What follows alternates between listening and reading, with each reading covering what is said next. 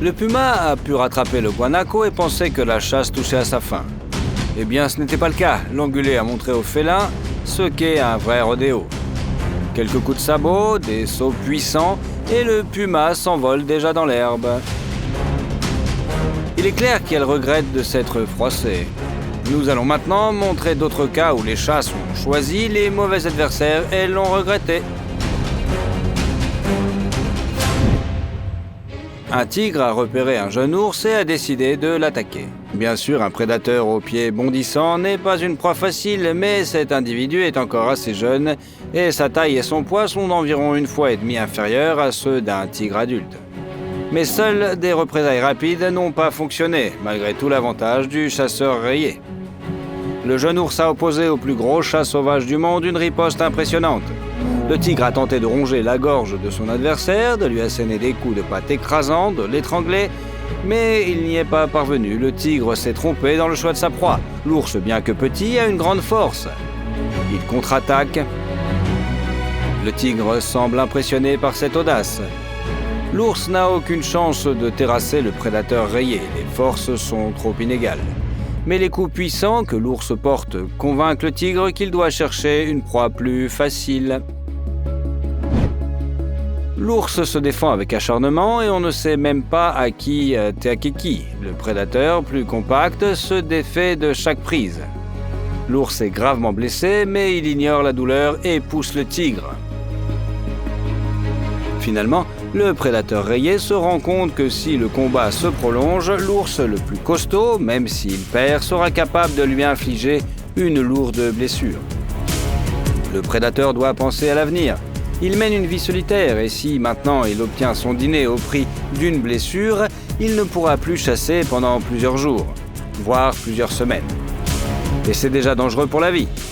Le tigre doit donc encore battre en retraite.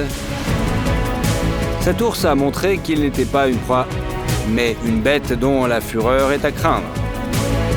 Pouvez-vous imaginer à quel point il sera coriace lorsqu'il sera en pleine possession de ses moyens ? Ce n'est pas le seul incident de ce genre. Ici, le tigre a rencontré 2 ours à la fois. Il faut féliciter le chasseur rayé. Il faut du courage pour s'attaquer à 2 prédateurs de cette taille.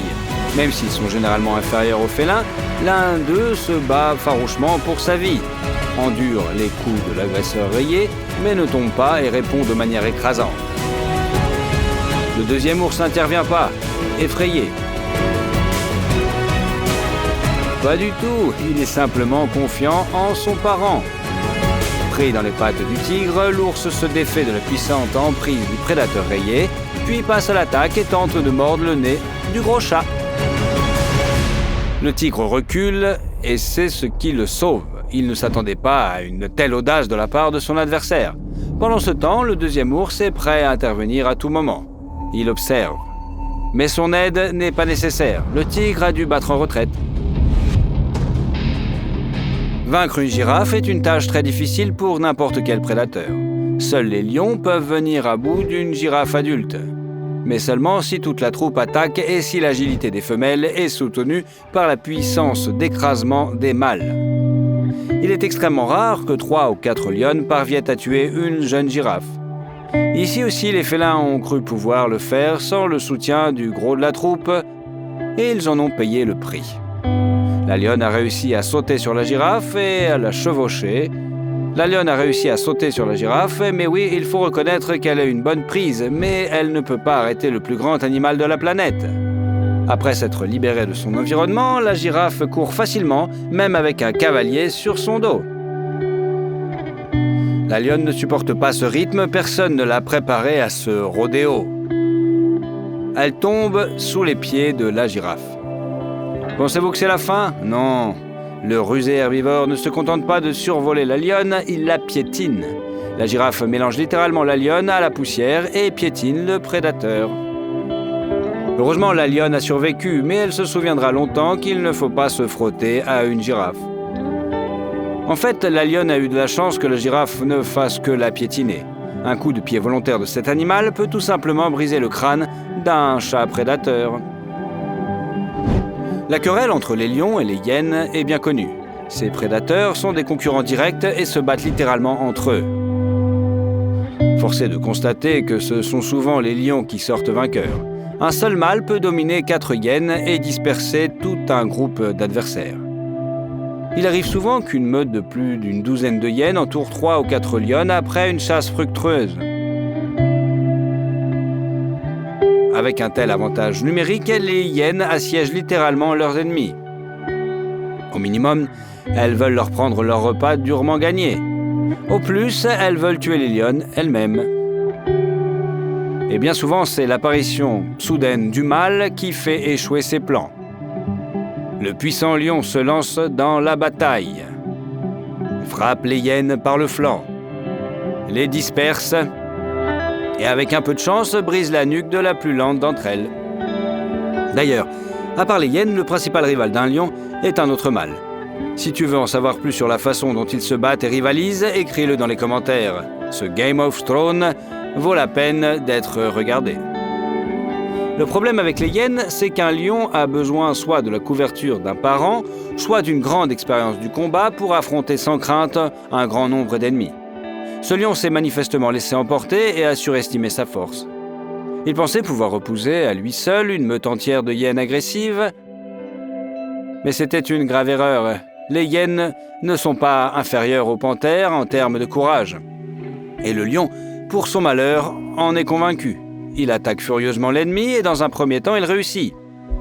Les ennemis s'enfuient, tombent sous ses coups écrasants et gémissent de peur. Mais il s'agit d'un piège. Le lion est encerclé. Il n'a pas pu faire face à un seul ennemi. Dès que le roi des animaux a tué une hyène, il a été immédiatement attaqué par d'autres, par derrière, par les flancs, comme si elle venait de nulle part. Le lion ne pouvait donc en finir avec aucun de ses ennemis. Il s'est avéré que les hyènes sont douées pour se couvrir les unes les autres, distraire le prédateur et frapper des points douloureux. Il était impossible de supporter leurs morsures. La force des mâchoires d'une hyène est suffisante pour briser les os. Remarquez que le lion est la plupart du temps assis. Ce n'est pas parce qu'il est en état de choc et ses genoux ne tremblent pas. C'est simplement que les hyènes l'attaquent à son point le plus vulnérable, son aine. Le mâle ne s'attendait pas à une telle méchanceté. Pour sauver toutes les parties de son corps, il doit se mettre sur la défensive. Et ce n'est pas ainsi que l'on gagne un combat contre un adversaire numériquement supérieur. Regardez le désespoir dans les yeux du prédateur. Il devient si pitoyable quand on réalise que dans quelques minutes, les hyènes atteindront leur but et tueront leur ennemi le plus dangereux. Heureusement, le lion a pu être aidé par la troupe. Les rires effrayants des hyènes, les bruits de combat et les rugissements ont voyagé si loin que son frère les a entendus et est venu à la rescousse. Il a brisé l'anneau d'encerclement et a pu sauver notre héros. Ce genre de dénouement envers son frère est digne de votre like. Et même si cela semble épique et héroïque, il n'y a pas eu de triomphe. Le lion a attaqué, était épuisé. Les frères ont réussi à éloigner les hyènes car les lions pouvaient maintenant se couvrir mutuellement et auraient pu tuer toute la meute. Mais les lions n'étaient plus en mesure de les poursuivre. Les hyènes se sont retirées sans perte. Le lion, blessé, a appris une leçon douloureuse mais importante. Il ne combattra plus jamais seul un ennemi aussi dangereux. Il semblait aux lions que c'était le plus beau jour de leur vie. Le rhinocéros était coincé dans le marais et complètement impuissant. Il était probablement blessé lui aussi. Sinon, pourquoi aurait-il posé sa tête sur le sol comme ça? Ce cuirassé armé d'une énorme corne acérée, cette créature qui pèse environ 3 tonnes est habituellement invulnérable face au lion. Mais ici, c'est différent. Ils commencent à encercler leur proie, resserrant lentement l'anneau. Voyez comment les prédateurs inclinent la tête, affamés par leur proie. Mais ils ont mal interprété la situation. Le rhinocéros n'était pas coincé dans le marais. Il prenait juste un bain de boue et n'a même pas réalisé tout de suite pourquoi ces chats effrontés le regardaient comme s'il s'agissait d'un déjeuner. Il fait chaud, on a envie de se rafraîchir dans une eau bien fraîche. Et ces chats effrontés ont tout gâché. Lorsque les chats prédateurs se sont approchés suffisamment près, le rhinocéros est sorti de la boue sans la moindre effort pour donner une douloureuse leçon à ses hôtes. Les jeunes et inexpérimentés deux mâles et une femelle étaient tout simplement choqués. Alors qu'ils pensaient que le rhinocéros était blessé, il était prêt à les percuter avec sa terrible corne. Remarquez comme le rhinocéros est sorti de l'eau sans se presser. Il a ignoré la tentative du lion, le plus insolent, de grimper sur son dos. Il semble que le géant ait attiré les félins plus près de lui pour leur donner une leçon particulièrement spectaculaire. Puis il les a tout simplement dispersés dans différentes directions. Quelle meilleure façon de se réchauffer après un bain rafraîchissant. Le rhino s'amuse à poursuivre les lions et à leur donner l'impression d'être des chatons sans défense. Une leçon dont il devrait se souvenir, car la prochaine fois, il risque de ne pas pouvoir s'échapper. Le jaguar est l'un des prédateurs les plus dangereux et les plus résistants du Nouveau Monde. Il chasse les caïmans, attrape les anacondas dans l'eau et déchire les carapaces des tortues. Mais lorsque la panthère tachetée a rencontré cet animal à l'allure extraterrestre, elle a été quelque peu désorientée. Il faut admettre que le fourmilier a l'air plutôt exotique. Une trompe allongée avec une langue encore plus longue, une forme étrange du torse, des couleurs tachetées et une queue qui ressemble plus à un manche à balai. Il semble qu'une créature aussi étrange soit sans défense face au troisième plus grand félin du monde. Après tout, le fourmilier est un prédateur au profil étroit. Toute son attaque n'est adaptée qu'à la consommation de fourmis et de termites. Mais ces particularités lui ont conféré une sorte de super pouvoir. La confrontation constante avec les nombreux insectes qui défendent leurs repères a rendu la peau du fourmilier peu sensible. Et sa fourrure résistante s'est transformée en un véritable semblant d'armure. Les pattes avec lesquelles il déterre, ravage et détruit les termites sont aussi solides que les godets d'une petite pelleteuse. Elles sont armées de griffes recourbées en faucilles réunies en une seule lame d'une force écrasante. Et le fourmilier n'a pas peur de mettre cette arme redoutable en action. L'animal se dresse habilement sur ses pattes arrière et s'apprête à frapper par le haut, transperçant l'arrière de la tête, traumatisant le crâne, la colonne vertébrale et le corps de l'ennemi. Le fourmilier déterminé se révèle être une véritable brute qui n'a pas peur du jaguar, mais qui au contraire est le premier à attaquer pour effrayer l'ennemi. Lorsqu'une créature aussi étrange s'approche de toi, tu recules involontairement de quelques pas, n'est-ce pas? Qui sait ce que cette bête peut faire? Le jaguar a dû battre en retraite et chercher une proie plus facile. Un crocodile par exemple ou un cerf. Quant au fourmilier, il continuera à parcourir la jungle à la recherche de termites et de petites fourmis. La propriété privée est une loi dans de nombreux pays. Elle existe. Et dans le royaume des oiseaux, c'est pareil. Cet aigle à tête blanche n'a pas supporté que l'épervier tente de l'attaquer dans son nid chez lui.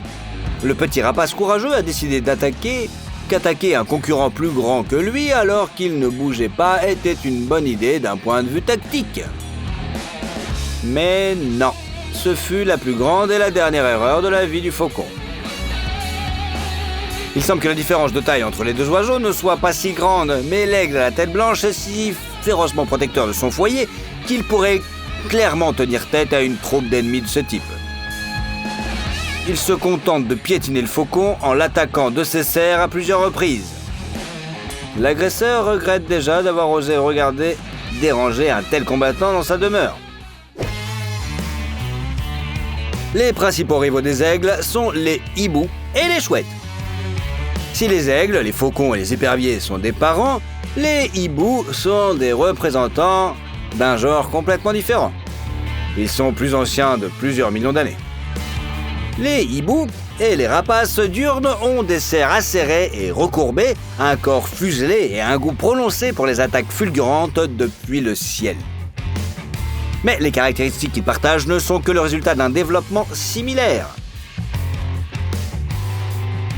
Les deux espèces d'oiseaux ont évolué en parallèle pendant des millions d'années.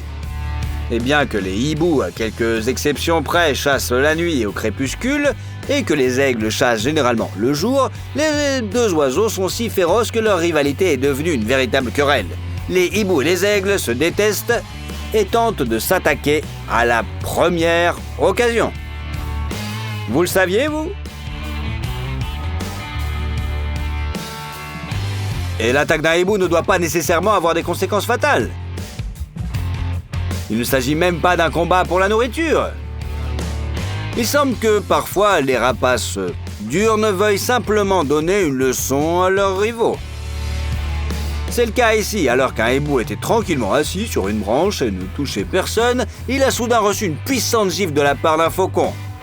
En raison de la différence de taille, le petit faucon n'osait pas s'attaquer à un ennemi aussi grand, mais il a eu le culot de lancer une attaque foudroyante. Le hibou choqué, mais l'ennemi est trop rapide. Et il n'aura pas le temps de l'attaquer. Il faut reconnaître aux hiboux que leurs raids nocturnes sur les nids d'aigles et de faucons peuvent ressembler à de véritables raids de pirates. Les rapaces diurnes ont une excellente vue. Ils peuvent vraiment voir une petite cible à une grande distance. Mais ils n'ont pas de mode de vision nocturne et dans l'obscurité, ils ne voient guère mieux que vous et moi. Les hiboux, en revanche, sont excellents dans l'obscurité. Ils ne voient pas très loin, mais la nuit, ils distinguent les détails des objets et réagissent instantanément au mouvement.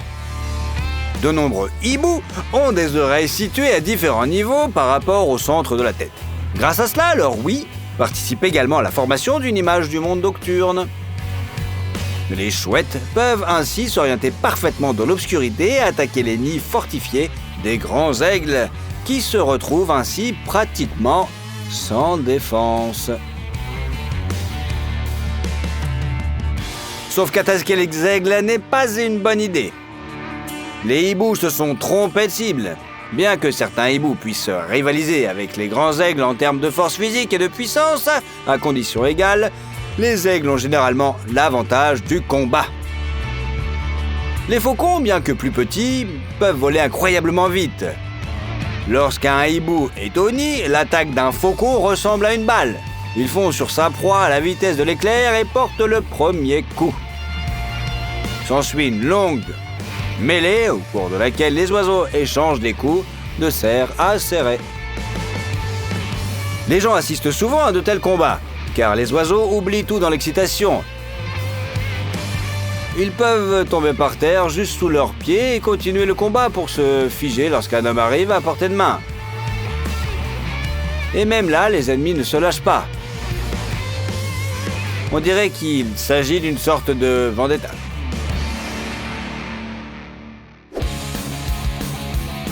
Une triste histoire qui confirme à quel point les aigles et leurs proches peuvent être des prédateurs impitoyables et forts. Cet aigle royal a repéré une tanière de loup à une grande distance. La femelle se sent en sécurité. Elle n'a pas besoin des petits, elle est partie, les loups jouent et ne savent pas qu'ils sont déjà pris pour cible. Un aigle royal a entamé sa descente en piqué depuis une grande hauteur. Il a replié ses ailes et accéléré à grande vitesse. Son ombre brille comme une balle. L'aigle royal a déployé ses ailes juste avant le sol pour éviter de s'écraser. L'accélération de la chute était si puissante qu'elle amplifia l'impact de l'aigle royal, et l'oiseau brisa la colonne vertébrale du louveteau en quelques secondes. La louve se précipita sur les rochers et lui suffisait de quelques bonds pour atteindre l'aigle royal avec ses crocs. Mais elle sous-estima son ennemi et n'arriva pas à temps. L'oiseau avait déjà pris son envol avant que la femelle enragée ne la rattrape. L'aigle royal est hors de portée des crocs de son ennemi. La louve n'a plus qu'à surveiller de plus près les petits que son apparition a permis de sauver. Si la louve ne s'était pas précipitée, l'aigle royal les aurait tous tués. Le héron est un oiseau aquatique puissant. Son amour pour cet élément lui confère une protection contre les oiseaux de proie qui n'a rien à envier à sa taille et à sa force physique. En effet, si les plumes de vol d'un prédateur diurne sont mouillées, elles deviennent lourdes et incapables de travailler. Les canards, les oies et les autres oiseaux capables de nager et de plonger sont protégés contre ce phénomène. Les plumes de leurs ailes sont recouvertes d'une substance spéciale qui, comme un film gras, repousse l'eau et ne permet pas aux fibres des plumes de se mouiller. L'aigle n'a pas cette protection. Le héron pense probablement que cela empêchera un prédateur de se battre dans l'eau. Il s'est trompé d'adversaire. Un prédateur désespéré et féroce ne se soucie pas du danger. Il attaque sa proie même si elle résiste et peut même noyer le chasseur. Cependant, grâce à sa détermination et à la force de ses griffes, l'aigle parvient à s'occuper du héron en premier. Il lui inflige un coup critique au cou, puis le noie, le tue et le traîne sur le rivage. L'aigle a survécu de justesse, mais lorsqu'il se dessèche, il retrouve sa capacité à voler, mais entre-temps, il a eu le droit à un déjeuner copieux et nourrissant. Il semble qu'aucun oiseau ne se sente en sécurité en présence de ce combattant.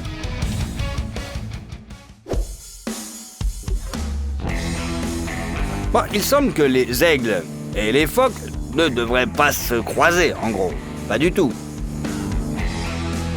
Certains passent la majeure partie de leur vie dans le ciel, et c'est ainsi qu'ils chassent le plus souvent. D'autres passent plus de temps dans l'eau que sur Terre. Et c'est dans l'eau que nos phoques sont forts et dangereux, et qui attrapent de gros poissons, des crustacés, et même des petits requins. Mais sur ce rivage, les deux se sont rencontrés, pour le plus grand malheur de ces derniers. La bête avait sous-estimé la menace des oiseaux de proie. Il est beaucoup plus massif et aurait pu écraser l'aigle s'il l'avait percuté en plein fouet puis écrasé sous lui, quoi. Mais les aigles n'ont pas fait ce genre d'erreur. Ils se jettent sur le pinnipède et l'attrapent sur les membres postérieurs avec leurs serres tenaces. Regardez, toute la bande de rapaces a eu droit à un déjeuner qui a suffi à tout le monde.